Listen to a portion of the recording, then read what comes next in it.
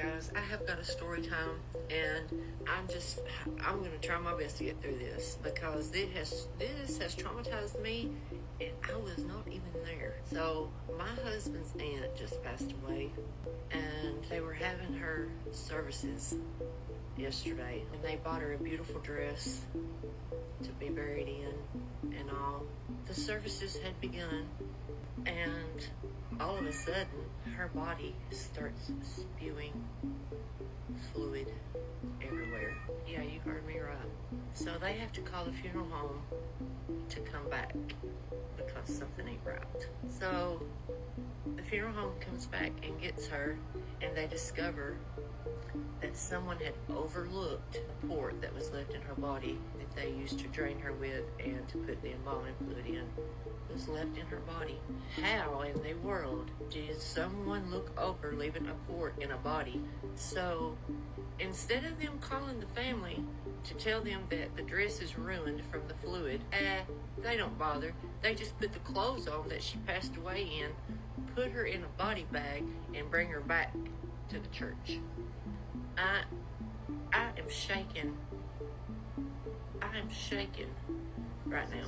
Hi, I'm Lauren. I'm a licensed funeral director and embalmer, and I talk about the parts of death care most people never see, but everyone deserves to understand. Someone tagged me in a video about a funeral that went very wrong, and while I don't know all the details, I do know this. It didn't have to go the way it did. According to the video, the deceased started leaking fluids during the funeral, enough to alarm the family and cause a full-blown scandal. Now, it sounds like this person may have had a medical port, and while that detail's important to the story, here's what you need to know. We don't embalm through ports. That's not how embalming works. If there was leakage, it was likely from the injection site, or more commonly from internal purge caused by decomposition or poor cavity treatment. Things can build up and force their way out, especially if the body wasn't fully set before dressing. Now here's where the whole thing really starts to unravel. Whoever was in charge rushed in, got embalming fluid all over themselves, took the body back to the funeral home, changed her in the clothes she died in, and then returned her to the church in a body bag? And the family, of course, they opened the casket again. They wanted to check on her, and what they saw wasn't peace, it was panic and poor planning. So let's be clear, once a garment is soaked in bodily fluids mixed with embalming chemicals, it's ruined. Flat out, it's ruined. But that's why we have options like uniols, which are plastic zip-up garments, which are used to contain leakage. They could have used one. They could have called the family and asked for a fresh outfit. They could have stopped and explained literally anything. And if they were already bringing her back to the funeral home, they had time. That drive could have been used to make a plan, but instead, they treated it like a race back to the church, and in the rush, they forgot about dignity.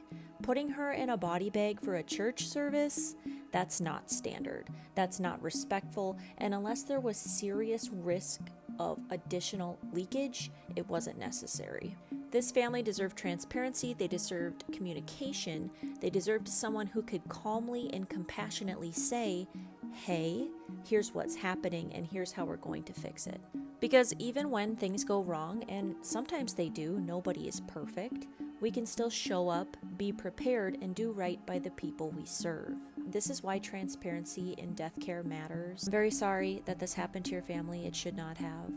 And I hope that this video helped clear up a couple of things. Thank you for coming to my death talk, and we'll see you later. Bye-bye.